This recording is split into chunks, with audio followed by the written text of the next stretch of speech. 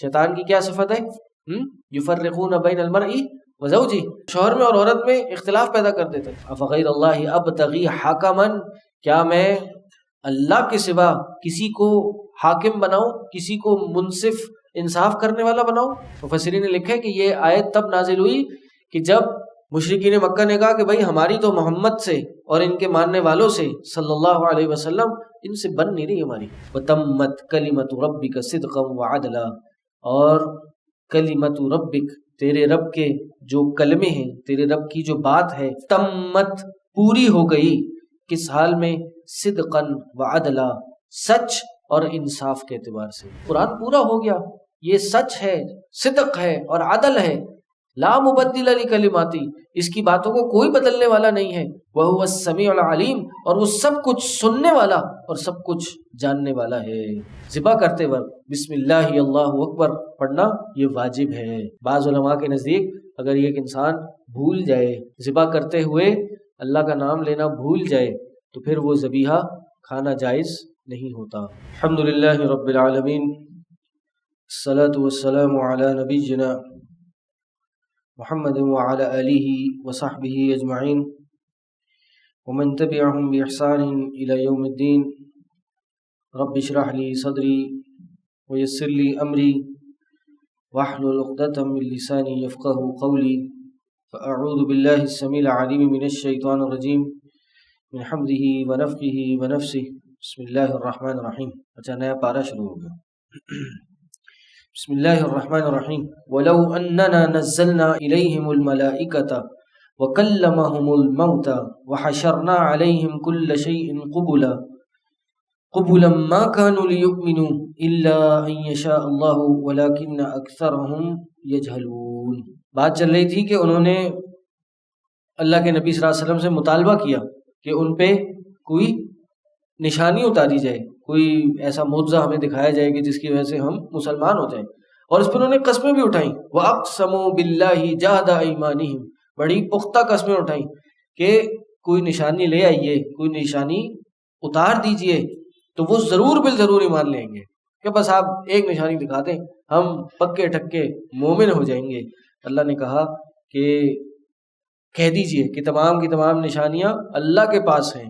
وَمَا يُشْعِرُكُمْ أَنَّهَا إِذَا جَاءَتْ لَا يُؤْمِنُونَ، ان کے پاس آ بھی گئیں تو پھر کیا ہوگا؟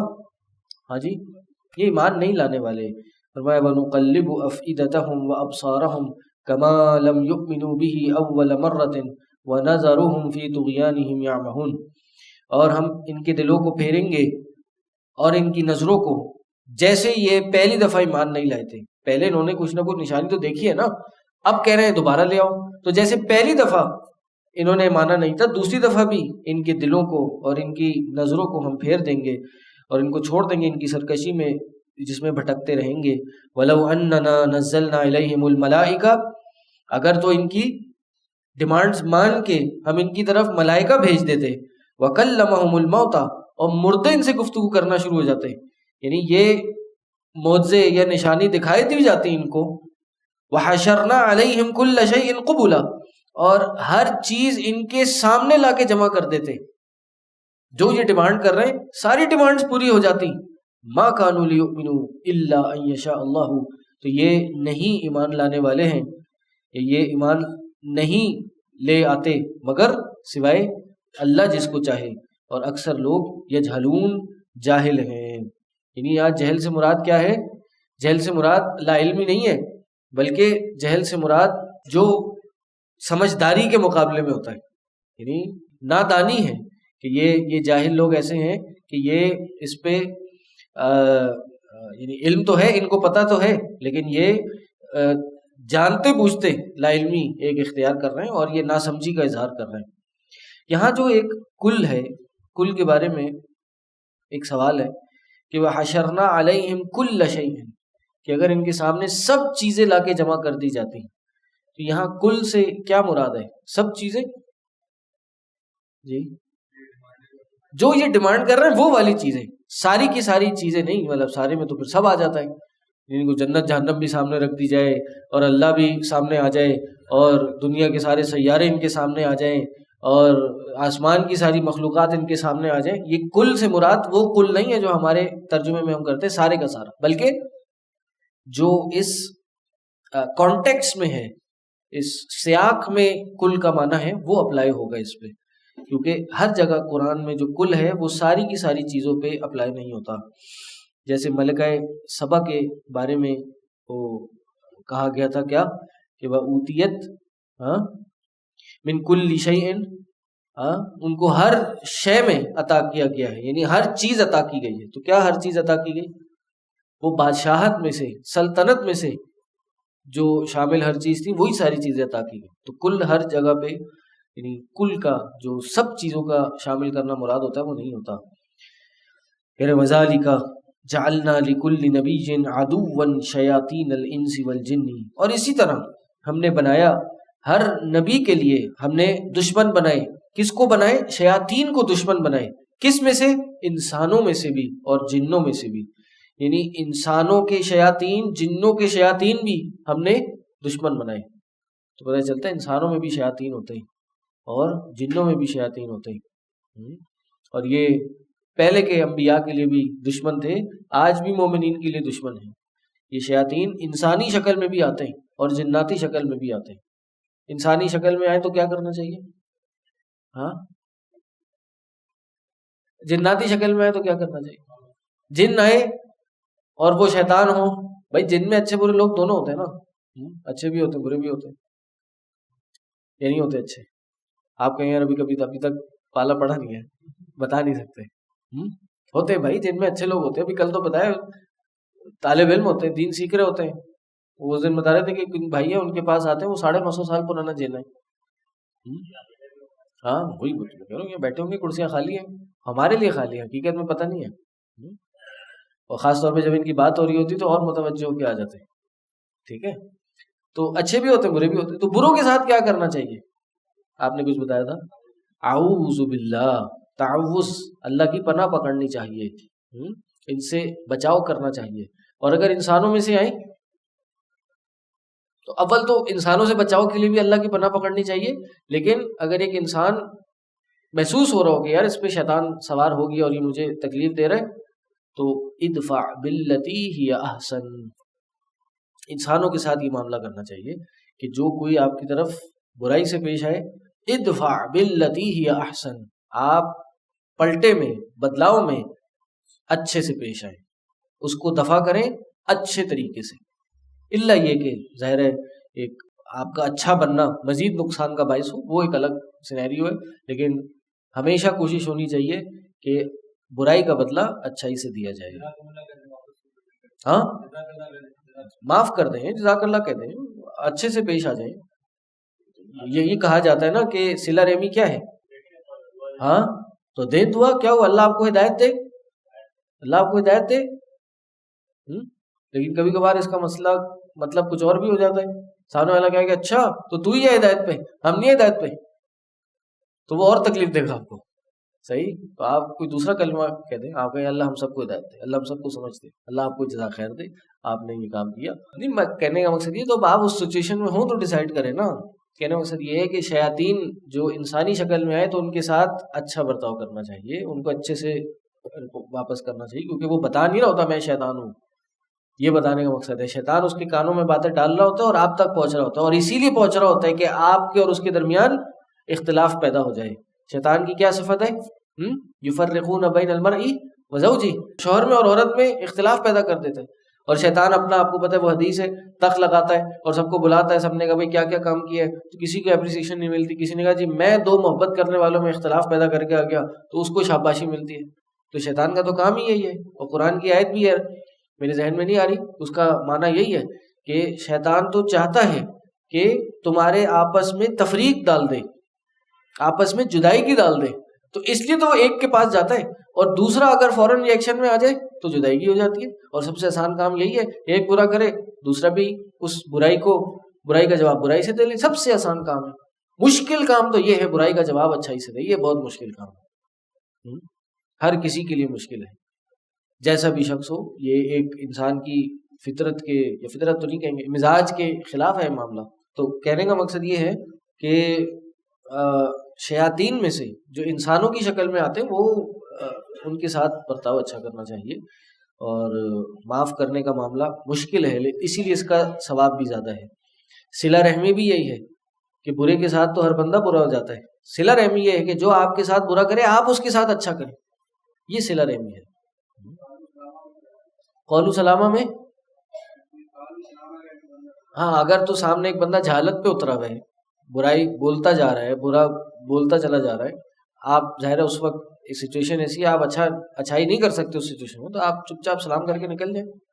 ہاں، یہ مت بولیں کہ اللہ نے قرآن میں کہا ہے کہ اذا خاطبکم الجاہلون قولوا سلاما، ہاں تو اے جاہل السلام علیکم، ہاں جی، کل کو پھر وہ ملٹیپلائی ہو گئی سامنے سے سچویشن تو میرے پاس نہیں آئیے گا جی۔ وَكَذَلِكَ جَعَلْنَا لِكُلِّ نَبِيٍّ عَدُوًّا شَيَاطِينَ الْإِنسِ وَالْجِنِّ یوحی بعضهم الی بعض، جو وحی کرتے ہیں بعضهم یعنی ان کا بعض کی طرف وحی کرتا ہے۔ کیا وحی کرتا ہے؟ وحی کا مطلب چھپا ہوا اشارہ، خفیہ طریقے سے اشارہ کرنے کو وحی کہا جاتا ہے۔ خفیہ طریقے سے کوئی انفارمیشن ٹرانسفر کر دینا اس کو وحی کہا جاتا ہے۔ اور یہ وحی کا لفظ جو ہے قرآن میں کئی مقامات پہ آیا ہے، یعنی وحی دو طرح کی ہوتی ہے جی، ایک وحی لغوی اعتبار سے اور ایک وحی اصطلاحی۔ وحی لغوی کیا ہے؟ یہی خفیہ طریقے سے کسی چیز کی اطلاع دے دینا، کوئی میسج پہنچا دینا۔ اب وہ الہام کے ذریعے بھی ہو سکتی ہے، اور الہام کیا ہوتا ہے؟ دل میں خیال آ گیا، صحیح، یا پھر خواب کے ذریعے بھی ہو سکتی ہے، صحیح۔ تو قرآن میں کئی مقامات پہ آیا ہے، مریم علیہ السلام کے بارے میں آیا کہ ان کی طرف وحی کی گئی، شہد کی مکھی کی طرف آیا ہے وَأَوْحَى إِلَى النَّحْلِ، اور وحی کی کس کی طرف؟ شہد کی مکھی کی طرف، کہ تم درختوں میں اور پہاڑوں میں اپنے گھر بنا لو، صحیح۔ اسی طرح موسیٰ علیہ السلام کی والدہ، ان کی طرف وحی کی گئی تھی، وہ کیا وحی تھی؟ وہ بھی یہی تھی، دل میں خیال ڈالا تھا۔ وہ وحی اصطلاحی وحی تو نہیں تھی کہ فرشتہ آئے اور اللہ کا کوئی حکم شریعت کے طور پہ ٹرانسفر کر دے، وہ تو پھر ایک نبی بنانے والا معاملہ ہو جاتا ہے اور ایک پیغمبر بنانے والا معاملہ ہو جاتا ہے، اور نبی اور پیغمبر خاتون نہیں ہوتی۔ قرآن کی نص ہے کہ ہم نے مردوں میں سے نبوت جاری کی ہے، خواتین میں نہیں کی۔ تو یہی شیطان والا معاملہ ہے کہ وہ بھی ایک دوسرے کے دلوں میں باتیں ڈالتے ہیں، وسوسے ڈالتے ہیں، اس کو بھی وہی کیا خفیہ طریقے سے اطلاع دیتے ہیں۔ کس طرح کیا وحی کرتے ہیں؟ زخرف القولی، بات چیت کو خوبصورت بنا کر، غروراً دھوکہ دیتے ہوئے، اس حال میں کہ وہ دھوکہ دے رہے ہوتے ہیں۔ وَلَوْ شَاءَ رَبُّكَ مَا فَعَلُوهُ، اور یہ سب کچھ جو ہو رہا ہے یہ اللہ کی اجازت سے ہو رہا ہے، اگر اللہ چاہتا تو یہ نہیں ہوتا۔ یعنی کیوں ہو رہا ہے یہ؟ تاکہ یہ آزمائش میں ان کی آزمائش ہو اور یہ اس میں فیل ہوتے رہیں اور اپنی سرکشی میں آگے بڑھتے رہیں۔ یعنی اللہ ڈھیل دے رہا ہے ان کو کہ چلو بھائی کرو، کتنا کرو گے، خود بھی گمراہ ہو، دوسرے کو بھی بھٹکاؤ بہکاؤ، سب کرتے رہو۔ تو اللہ چاہتا تو یہ نہیں کرتے۔ فذرہم، تو جب اللہ نے چھوڑ دیا ان کو تو فذرہم، آپ بھی ان کو چھوڑ دیجئے، وما یفترون، اور وہ جو جھوٹ گڑتے ہیں آپ بھی ان کو چھوڑ دیجئے۔ یہ ایک دائی کا کام ہے، اپنی بات آگے پہنچا دے، سامنے سے جو رسپانس آئے اس پہ صبر کرے، لیکن مستقل اس کوشش میں نہ لگ رہا ہے کہ وہ آپ کی بات ہی مان لیں، ایسے نہیں ہوگا۔ اللہ نے چاہا تو ہی مان لیں گے، دعائیں کرے، نہیں چاہا تو نہیں کریں گے۔ اور یہ کیوں ہوتا ہے؟ یعنی یہ شیطان ایک دوسرے کو کیوں وحی کرتے ہیں؟ وَلِتَصْغَى إِلَيْهِ أَفْئِدَةُ الَّذِينَ لَا يُؤْمِنُونَ بِالْآخِرَةِ، تاکہ ان لوگوں کے دل میں تَصْغَى إِلَيْهِ أَفْئِدَةُ الَّذِينَ، افئدہ فؤاد کی جمع ہے۔ فؤاد کس کو کہتے ہیں جی؟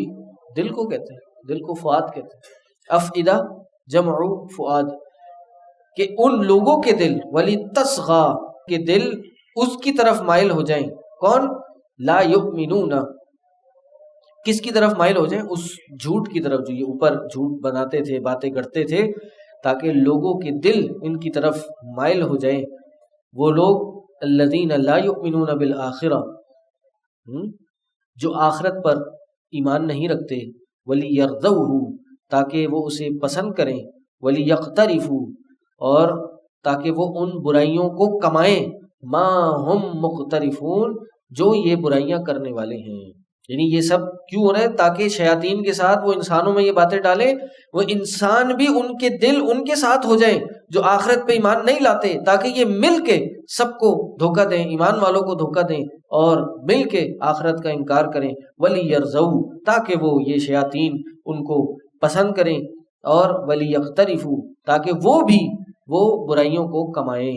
یقترفو برائی کمانا، صحیح ہے، یقترفو برائی کمانا۔ افغیر اللہ ابتغی حکما، کیا میں اللہ کے سوا کسی کو حاکم بناؤں، کسی کو منصف انصاف کرنے والا بناؤں؟ یعنی اللہ کے نبی صلی اللہ علیہ وسلم کو کہا جا رہا ہے کہ آپ ان کو کہیے کہ کیا اللہ کے سوا کوئی منصف تلاش کروں، کیا اللہ کو چھوڑ کے کسی کی طرف میں دیکھوں؟ بلکہ وہ تو وہ ہے، وَهُوَ الَّذِي أَنزَلَ إِلَيْكُمْ الْكِتَابَ مُفَصَّلًا، وہ اللہ ہے جس نے تمہاری طرف ایک کتاب نازل کی جو کہ مفصل ہے، تفصیل کے ساتھ ہے، سب چیزیں اس کے اندر موجود ہیں۔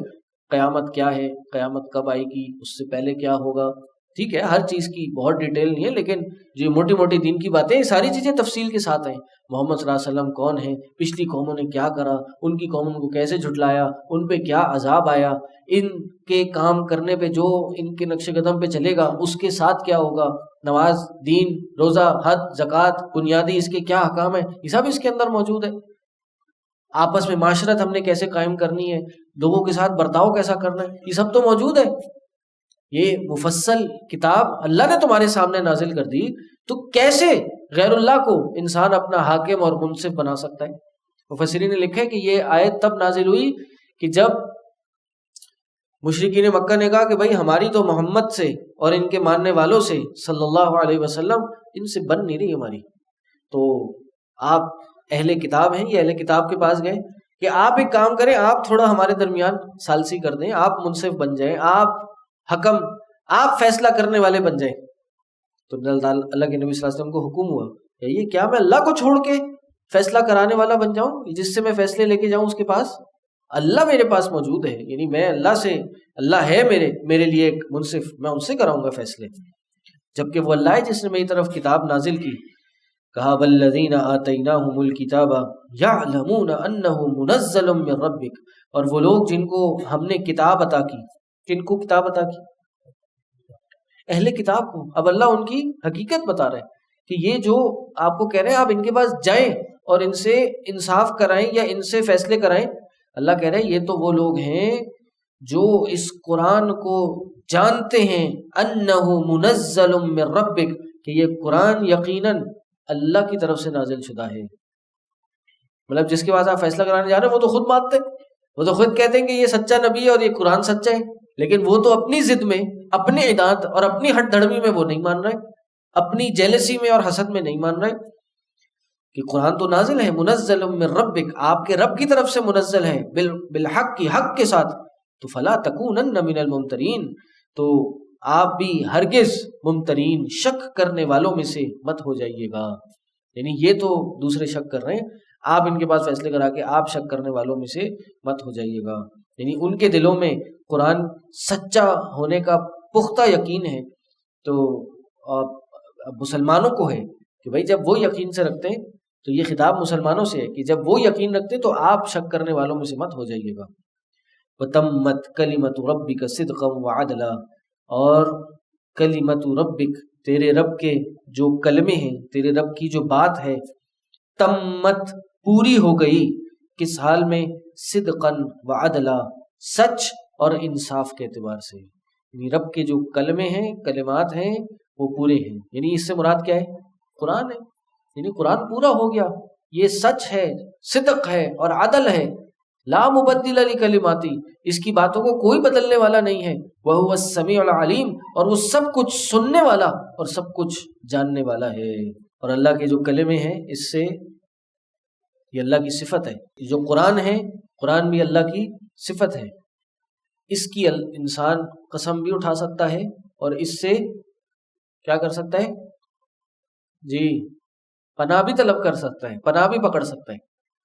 کتاب التوحید میں آپ لوگوں نے حدیث پڑھی ہوگی، اعوذ بکلمات اللہ التامات من شر ما خلق، کہ میں پناہ پکڑتا ہوں کس کی؟ اللہ کے کلمات کی، ہر اس چیز کی شر سے جو اللہ نے پیدا کی۔ تو اللہ کی جو کلمات ہیں وہ اللہ کی صفت ہیں، اور یہاں سے یہی بات پتہ چلتی ہے کہ یہ جو کلام اللہ ہے، آپ کو پتہ ہے تاریخ میں ایسے گروہ گزرے ہیں جنہوں نے قرآن کو اللہ کی صفت قرار نہیں دیا، کلام اللہ کا انکار کیا کہ کلام اللہ اللہ کی صفت نہیں ہے بلکہ یہ مخلوق ہے۔ تو اس سے پتہ ہی چلتا ہے کہ کلام اللہ اللہ کی صفت ہے، کیونکہ اللہ کی صفت سے پناہ پکڑی جا سکتی ہے، اور اگر یہ کلمات قرآن اللہ کی صفت نہیں ہوتی تو اس سے پناہ مانگنا جائز نہیں ہوتا، کیونکہ غیر اللہ سے پناہ مانگنا جائز نہیں ہے، یہ شرک ہے۔ وَإِن تُطِعْ أَكْثَرَ مَنْ فِي الْأَرْضِ يُضِلُّوكَ عَنْ سَبِيلِ اللَّهِ، اور اگر آپ یہ جو معاملہ ہے نا لا مبدل لکلماتی، کہ اللہ کے جو کلمات ہیں اس میں کوئی تبدیلی نہیں ہوتی، تو یہاں انہوں نے کچھ شکوک و شبہات پیدا کیے تھے، شیاطین نے وسوسوں کے ذریعے اور مشرکین مکہ نے یہ شکوک پیدا کیے۔ انہوں نے کہا کہ یعنی یہ آیت کا جو کانٹیکس ہے، مفسرین نے لکھا ہے کہ یہ اس کانٹیکس میں ہے کہ انہوں نے یہ کہا کہ آپ اللہ کے مارے ہوئے جانور کو تو نہیں کھاتے بلکہ اپنے مارے ہوئے جانور کو کھا لیتے۔ ہمارا مارا ہوا جانور کون ہے؟ ہاں، ذبیحہ ہے نا، ذبح کیا ہوا ہے، تو ہمارے لیے وہ حلال ہے، اور جو اللہ کا مارا ہوا ہے ان کے مطابق وہ خود مر گیا، مردہ ہے، تو وہ ہم نہیں کھا سکتے۔ بھائی یہ کون سی لاجک ہے، یہ کون سا دین ہے؟ تو اس کے بارے میں کہا کہ اللہ کے جو کلمات ہیں وہ پورے ہو گئے ہیں اور وہ سچ ہیں، اس میں کوئی تبدیلی نہیں ہے، اس کے آگے انسان کو اپنی عقل نہیں دوڑانی چاہیے۔ وَإِن تُطِعْ أَكْثَرَ مَنْ فِي الْأَرْضِ يُضِلُّوكَ عَنْ سَبِيلِ اللَّهِ، اور اگر آپ پیروی کریں اس کی جو زمین میں اکثریت میں ہے، يُضِلُّوكَ عَنْ سَبِيلِ اللَّهِ، تو یہ آپ کو اللہ کے راستے سے پھیر دیں گے۔ وَإِن يَتَّبِعُونَ إِلَّا الظَّنَّ وَإِنْ هُمْ إِلَّا يَخْرُصُونَ، اور نہیں اتباع کرتے بلکہ کچھ یعنی گمان کی پرواہ کرتے ہیں، کچھ خیالات کی پرواہ کرتے ہیں، اس کی اتباع کرتے ہیں، اپنی سوچ میں چلتے ہیں۔ وَإِنْهُمْ إِلَّا يَخْرُصُونَ، اور کچھ نہیں کر پاتے بلکہ بس کچھ اپنے سوچ کے، اپنے دماغ کے اٹکل دوڑاتے ہیں۔ اللہ اکبر۔ یہاں سے پتہ یہ چلتا ہے کہ اکثریت کی پیروی نہیں کرنی چاہیے۔ اکثریت کو قرآن میں کہا ہے کہ یہ گمراہی ہے، اور ہمارے یہاں کیا ہے، اکثریت کی مانی جاتی ہے۔ بہرحال یہ مطلقاً قاعدہ تو نہیں ہے، بہت جگہوں پہ اکثریت کی چل بھی سکتی ہے، لیکن وہ اکثریت ایک خاص سیٹ آف پیپل میں ہوں گے تو ان کی اکثریت ہوگی، یعنی اکثریت علماء کی ہو یا اکثریت کسی گروپ کی ہو جن کا اصول ہوگا، جو ہماری اکثریت ہوگی وہ فیصلہ کرے گی، تو وہاں پہ یہ نہیں ہے کہ اگر آپ نے ان کی اکثریت کی پیروی کی تو آپ سیدھے رستے سے بھٹک جائیں گے، نہیں، یہ عمومی طور پہ ہے کہ اس دنیا میں اگر آپ دیکھیں اکثر لوگ کیا کر رہے ہیں اور ان کی پیروی کریں تو یہ آپ کو اللہ کے راستے سے بھٹکا دیں گے۔ جو قرآن میں کئی مقامات پہ اکثریت کی تردید کی ہے کہ اکثر لوگ شکر گزار نہیں ہوتے، اکثر لوگ فاسق ہوتے ہیں، اکثر لوگ اللہ کے نافرمان ہوتے ہیں، اکثر لوگ مومن نہیں ہوتے، اکثر لوگ اللہ کے ساتھ شرک کرتے ہیں۔ تو اکثریت کبھی بھی معیار نہیں ہو سکتی، حق کو پہچاننے کا، حق تک جانے کا جو معیار ہے وہ اکثریت نہیں ہو سکتی۔ ان ربک هو اعلم من یضل عن سبیلہ وهو اعلم بالمہتدین، بے شک تمہارا رب وہ ہے جو اعلم سب سے زیادہ جاننے والا ہے، من یضل عن سبیلہ جو راستے سے بھٹک گیا، وهو اعلم بالمہتدین اور وہ سب سے زیادہ جاننے والا ہے، یہ خوب جاننے والا ہے جو ہدایت والے ہیں، ہدایت یافتہ ہیں۔ فَكُلُوا مِمَّا ذُكِرَ اسْمُ اللَّهِ عَلَيْهِ، بس تم وہ کھاؤ، کیا کھاؤ؟ جس پہ اللہ کا نام ذکر کیا گیا ہے، ان کنتم بآیاتہ مؤمنین، اگر تم اس کی آیتوں پر ایمان لانے والے ہو۔ یعنی پہلے جو انہوں نے یہ بات کہی ہے کہ جو مردہ ہو، جو مردہ جانور ہو، وہ کیسے کھانا منع ہو گیا، خود ذبح کر رہے ہیں وہ جائز ہے، تو بھائی وہ اس لیے کہ مردہ ہو گیا، وہ خود مر گیا، اس پہ اللہ کا نام نہیں لیا گیا۔ ذبح جب کیا جاتا ہے تو اللہ کا نام لیا جاتا ہے، جبکہ مارنے والا دونوں صورتحال میں اللہ ہی ہے نا، اصل تو اللہ ہی ہے۔ ایک جانور خود مر گیا اور ایک جانور کو کسی انسان نے ذبح کیا ہے، ان کی موت واقع کرنے والا تو اللہ ہی ہے، لیکن فرق کیا ہے، اس پہ اللہ کا نام لیا جا رہا ہے اور اس پہ اللہ کا نام نہیں لیا جا رہا. تو اللہ کا نام لینا ذبح کرتے وقت بسم اللہ اللہ اکبر پڑھنا یہ واجب ہے. بعض علماء کے نزدیک اگر ایک انسان بھول جائے، ذبح کرتے ہوئے اللہ کا نام لینا بھول جائے، تو پھر وہ ذبیحہ کھانا جائز نہیں ہوتا. ہمیں بھی یہی سمجھنا چاہیے کہ ذبح کرتے وقت اللہ کا نام لازمی لینا چاہیے. ٹھیک، بہرحال اختلافی مسئلہ ہے. بعض علماء کہتے ہیں کہ نام نہیں بھی لیا بھول کے، جانتے بوجھتے نہیں، بھول کے اگر نام نہیں لیا تو پھر کیا ہے، ہاں جائز ہے، لیکن ناجائز سمجھ کے ہی نام لے لیا کریں. سمجھ لیں؟ نہیں سمجھا بھائی؟ 2 لاکھ روپے کا بیل لائے ہیں، ٹھیک ہے، تو یہ سمجھیں کہ اگر اللہ کا نام نہیں لیا تو یہ ضائع ہو جائے گا، نہیں کھا سکتے اس کو، تو پھر کیا کریں گے؟ لیں گے نا نام. لیکن اگر دیو دماغ میں یہ ہو کہ نہیں بھائی اختلاف ہے، جائز بھی ہو جاتا ہے، تو ویسے ہی سست پڑ جائیں گے اس معاملے میں. تو احتیاط کو اپنانا چاہیے، اختلافی معاملات میں احوط کو لینا چاہیے. ٹھیک، کہ یہ محتاط رستہ ہے، نام لے لیں، دونوں کے نزدیک برابر ہے. جیسے کہتے ہیں جمعے کے دن غسل کرنے کا کیا حکم ہے؟ بھائی ایک کثیر تعداد ہے علماء کی جو جمعے کے دن غسل کو واجب کہتے ہیں. وہ کہتے ہیں اگر فجر کے ٹائم پہ آپ نے غسل جنابت بھی لیا نا، تو وہ بھی جمعے کا غسل نہیں ہوا، جمعے کے لیے آپ نے الگ سے غسل کرنا ہے. صحیح. امام شوکانی لکھتے ہیں، امام شوکانی کہتے ہیں کہ بھائی اب یہ اختلاف ہے، اب اس کو حل کیسے کریں؟ کیسے کریں گے حل؟ جی کیسے حل کریں گے؟ علمی اختلاف کی بات نہیں کر رہے، اس اختلاف سے بچنے کی کیا سبیل ہے، کیا طریقہ ہے؟ او بھائی کر لینا غسل، ایک واجب کہہ رہے ایک مستحب کہہ رہے، تو اگر کر لیں گے تو واجب والے پہ بھی عمل ہو جائے گا اور مستحب والے پہ بھی عمل ہو جائے گا. نہیں کریں گے تو مستحب والے کو تو کوئی پریشانی نہیں ہوگی، واجب والا جو ہے وہ اس کا موقف پورا نہیں ہوگا. صحیح. تو اس لیے یہ واجب اگر نہیں ہے تو کم از کم مستحبات میں بہت زیادہ تاکید شدہ ضرور ہے، اس لیے نام لینا چاہیے. اور پھر آگے اور بھی مسائل آ رہے ہیں جو ذبیحے کے اور اللہ کا نام لینے اور نہ لینے کے ہیں، وہ انشاءاللہ پھر کل سے پڑھیں گے. آج بس یہی پاز کر دیتے ہیں. ٹھیک ہے جی، سبحانک اللہم.